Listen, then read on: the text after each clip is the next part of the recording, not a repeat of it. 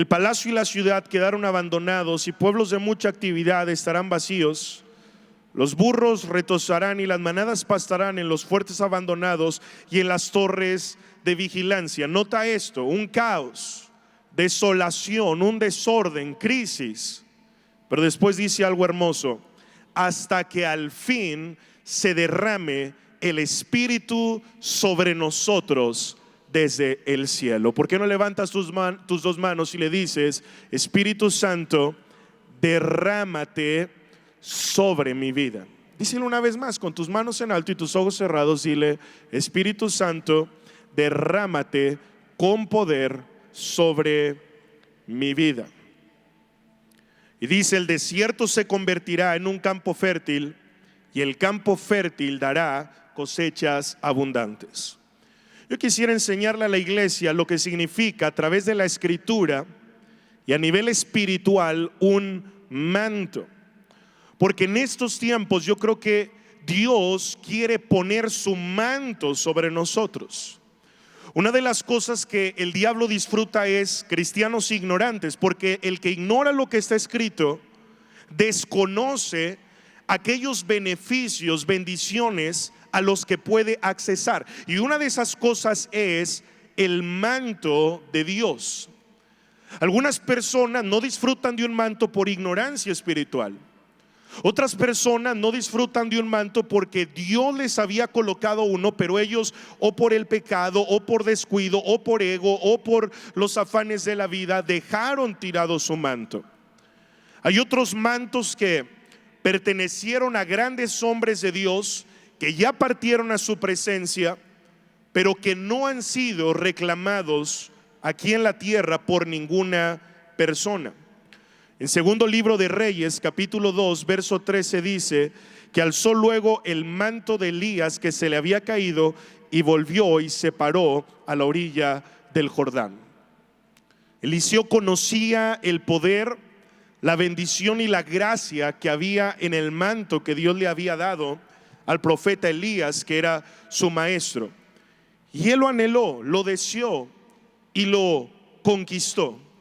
Y en este tiempo tú tienes que anhelar, tienes que desear también que Dios ponga su manto poderoso sobre su vida. Pero una pregunta válida sería: ¿qué es un manto? ¿Qué es exactamente a lo que nos referimos cuando hablamos de un manto? Bueno, lo primero que hoy quiero decirte es que un manto es una vestidura espiritual. Dile al que está a tu lado: un manto es una vestidura espiritual. Ahora, la vestidura está asociado, relacionada con la dignidad. Hay un dicho por ahí que dice que como te ven, te tratan. En una ocasión yo fui a un lugar y la verdad iba pues desarreglado. Llevaba ahí unos tenis viejos que tengo, iba en un short, o sea, como de una forma donde no quisiera toparme en el conocido. Y cuando entro, las recepcionistas me ven con un desprecio. Nunca me había sentido tan menospreciado en mi santa vida. Es verdad, como te ven, te tratan. O sea, la manera en la que tú vistes dice mucho de ti. Esa vestidura habla de una dignidad. Con justa razón, en el Antiguo Testamento, los sacerdotes, los que ministraban al Señor, tenían un código de vestimenta, y en ese código de vestimenta implicaba vestir un manto. ¿Vestir un qué? Y dice en Éxodo 28:31: harás el manto del efod de todo azul. Este manto no era de cualquier clase ni era de cualquier color. Dice la escritura que acabamos de leer que era de color azul. Y los colores, los números, las formas y figuras en la escritura, todo tiene un significado. En el caso del color azul, el color azul bíblicamente está relacionado a grandeza y a la gloria de Dios a través de la creación. ¿De qué color son los cielos? Bueno, dice: y los cielos cuentan, dicen Salmos, la gloria de Dios. Así que escucha esto: el manto, que implica dignidad, implica que el Señor, escucha esto, quita tu vergüenza. ¿Cuántas personas no se sienten avergonzadas por su pasado? Se sienten avergonzadas por las malas decisiones que han tomado. Se sienten avergonzadas y acusadas en su conciencia por las cosas que cometieron en el ayer, pero cuando Dios pone su manto sobre ti, Él quita tu vergüenza y pone la dignidad de Cristo sobre tu vida. Amén.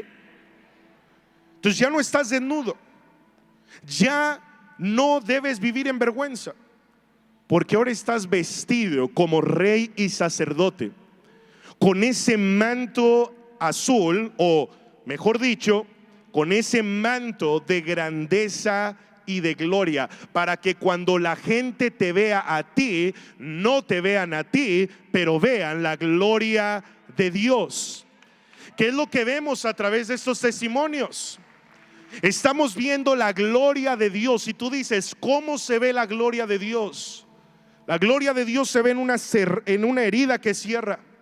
La gloria de Dios se ve en un bebé que es salvo de la muerte. La gloria de Dios se ve en una matriz que fue limpiada. La gloria de Dios se ve en una infección que fue detenida. La gloria de Dios se ve en una persona que se arrepiente. Sobre ti, dice la Escritura, será vista la gloria de Dios. ¿Cuánto le dan gracias al Señor por eso? Ahora, el manto también es una asignación o es un llamado. En primer libro de Reyes, capítulo 19, verso 19, dice la Escritura que cuando Elías iba por el camino, él encontró a un joven llamado Eliseo. Y él identificó que sobre este joven había un llamado, que sobre este joven había una asignación. Y dice que Elías echó sobre él su manto. Es interesante porque tú no eliges el manto te elige a ti. Tú no tomas un manto por la fuerza, es Dios por su Espíritu quien lo pone sobre ti, porque no es del que quiere, no es del que corre, es de quien Dios tiene misericordia. Y gracias a Dios por Cristo Jesús, porque en la cruz Él dijo, yo tengo misericordia de ti. Entonces, si Él tiene misericordia de ti, Él va a poner su manto sobre ti. Todos los hombres de Dios en la Escritura recibieron una asignación, un llamado, se sometieron a alguna autoridad espiritual. Dos de los más grandes, Abraham y Moisés, hicieron esto. Abraham se sometió al sacerdote Melquisedec. Moisés se sometió a su suegro Jetro. Y así nosotros lo vemos por toda la Escritura. Todos los que fueron ungidos, delegados, confirmados, establecidos, recibieron un manto a través de una persona. Esto es interesante porque el escritor a los Hebreos dice que Jesús no se constituyó a sí mismo sumo sacerdote, sino que fue declarado por Dios según el orden de Melquisedec. Digan conmigo, declarado por Dios según el orden. Una vez más, declarado por Dios según el orden. Hay cosas que ya han sido dadas por Dios, decretadas por Dios, impartidas por Dios, pero que tienen que darse a través de un orden establecido, declarado por Dios según el orden. Entonces escucha esto. Dios utiliza personas como un medio y como un canal para bendecirte. Y dice la Escritura, y Dios hacía milagros extraordinarios por manos de Pablo, tanto que traían los paños o las prendas de ropa que la piel de él tocaba, iban y las ponían sobre los enfermos y eran sanados y eran liberados, porque dice que los espíritus malignos salían de esos cuerpos. Declarado por Dios según el orden.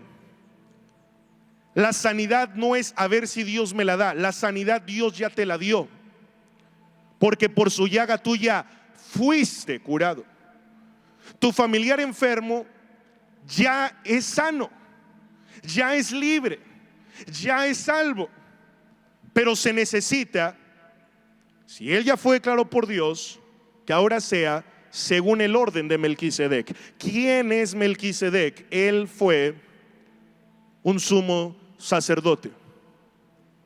Y dice la escritura en Apocalipsis que nosotros somos reyes y sacerdotes para nuestro Dios. O sea que tú y yo somos sacerdotes. Dile al que está a tu lado, tú eres un sacerdote. No, ahí sí vas a decir, qué locura está hablando el pastor. Yo un sacerdote, no. Sí, tú eres un sacerdote. Y hacía Dios milagros extraordinarios por manos de Pablo. ¿Qué es lo que te estoy tratando de decir? La sanidad ya ha sido dada, pero Dios necesita una persona aquí en la tierra que le crea a Él para manifestar y para ser un medio de la sanidad, un medio de la libertad, y que digan: y hacía Dios milagros extraordinarios por manos de Jaime. Y hacía Dios milagros extraordinarios por manos de Lisette. Y hacía Dios milagros extraordinarios por manos de Rosy. Y hacía Dios milagros extraordinarios por manos de Johan, que aún decían: mira, si tú no puedes ir a orar por el enfermo, aunque sea, ora por esta prenda, para que esa unción sea transferida aquí en la tierra y mi enfermo sea curado. ¿Me estoy dando a entender? ¿Me estoy dando a entender? El manto es una asignación, es un llamado, pero no para que te gloríes en eso, pero para que le sirvas a Dios. Dios quiere ungir tus manos. Dile al que está a tu lado: Dios quiere ungir tus manos. En un mover del espíritu como este que estamos viviendo, en un avivamiento, se comete un error: creer que hay un ungido. No, es que nuestro pastor es el ungido. Qué tremenda unción tiene nuestro pastor. No, cómo Dios usa a la pastora Dani. No, qué ungida la pastora Moni. Qué ungido el pastor Iván. Ese es un error. Cometemos el error de poner los ojos en el hombre y quitamos los ojos del Dios del hombre. Quita tus ojos del hombre de Dios y pon tus ojos en el Dios del hombre. Porque entonces sucede algo.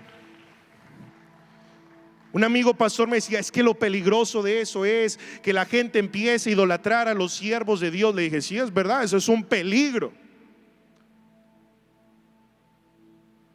Porque creen que es una persona, creen que es la unción de una persona, y esto no es así.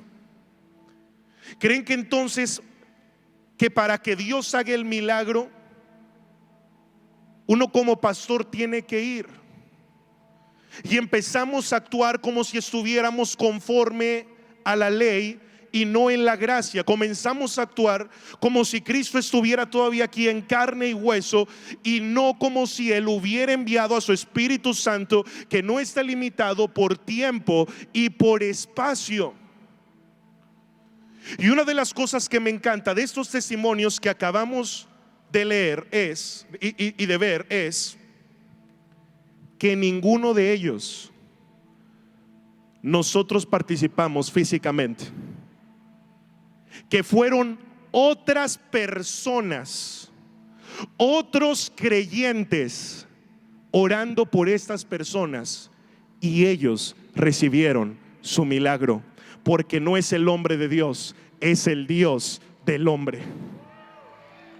Amén.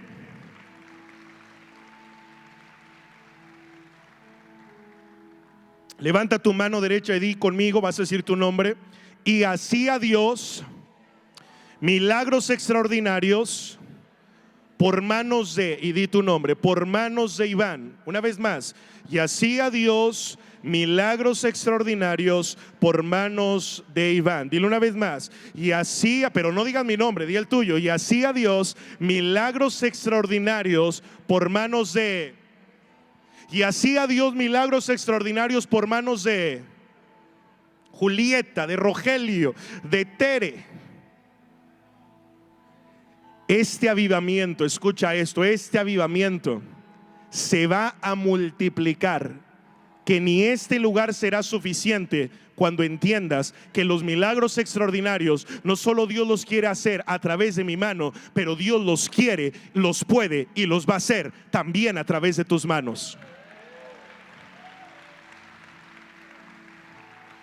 Nosotros no podemos visitar a todos, no podemos ir por todos, pero los discípulos, digan conmigo, los discípulos multiplican el avivamiento. Ahora, el manto es también una cobertura divina. Ningún hombre puede cubrir a otro hombre. Yo no creo en la cobertura, creo en el pastorado. Yo creo en que yo te puedo pastorear, pero el único que realmente nos puede cubrir es Dios con su manto. El único que nos puede proteger es Dios. En el libro de los Hechos, cuando están leyendo el libro de los Hechos, está Pedro en la cárcel. Hay 2 soldados que lo tienen custodiados. Se le aparece un ángel, las cadenas caen, las puertas de la cárcel se abren, pero el ángel le dice algo que a mí me llamó mucho la atención. El ángel le dice: envuélvete en tu manto. ¿Lo leyeron? Dile al que está a tu lado: envuélvete en tu manto.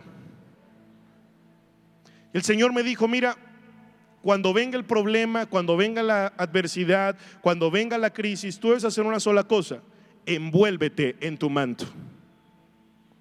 Y dice que se envolvió en su manto y pasó por en medio y salió libre de su prisión. Tú no necesitas pelear con las estrategias y a las maneras del mundo.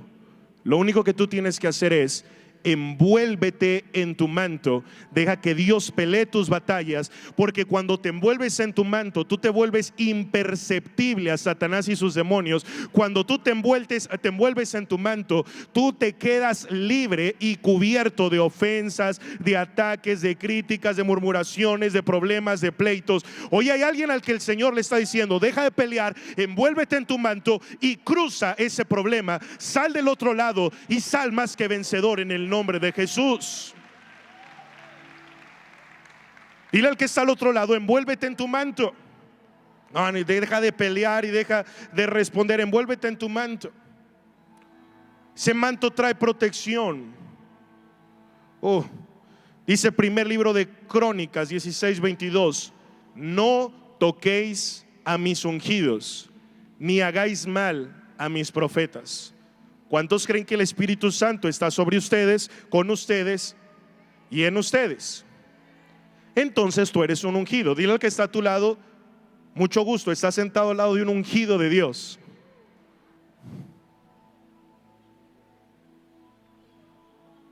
Y cuidadito con que me toques.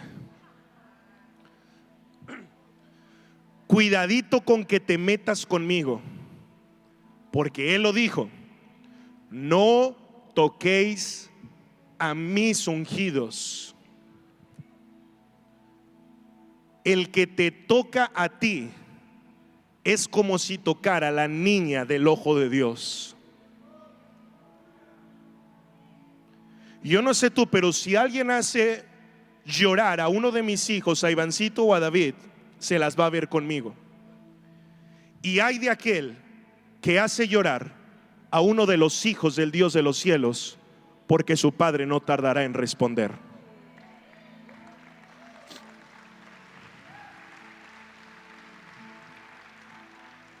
No toquéis a mis ungidos, ni hagáis mal a mis profetas. Por eso cuando Aarón y María murmuran contra Moisés, Moisés pide a Dios que los perdone. Pero Dios le dijo: esto ni siquiera fue contigo, no fue contra ti, fue contra mi manto que está sobre ti, contra mi vestidura que está sobre ti. Ahora, el manto también es una medida de autoridad. Digan conmigo: medida de autoridad. Digan conmigo: el manto es una medida de autoridad. Y la autoridad se delega. viene de Dios y se delega a través de las personas. Dios ha estado haciendo algo particular en este avivamiento y es mucha liberación. Pero es que así son los avivamientos. Por toda la escritura dice que el Señor Jesús sanaba y echaba fuera a los demonios, y dice: estas señales seguirán a los que creen, en mi nombre echarán fuera demonios. Los demonios no se van en el nombre de un pastor, los demonios no se van en el nombre de una iglesia, los demonios se van en el nombre de Jesucristo.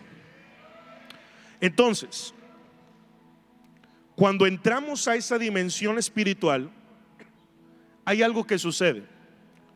En esta dimensión natural tú puedes fingir, tú puedes hacer la cara más espiritual que te sepas, tú puedes, o sea, verte como un apóstol de Jehová.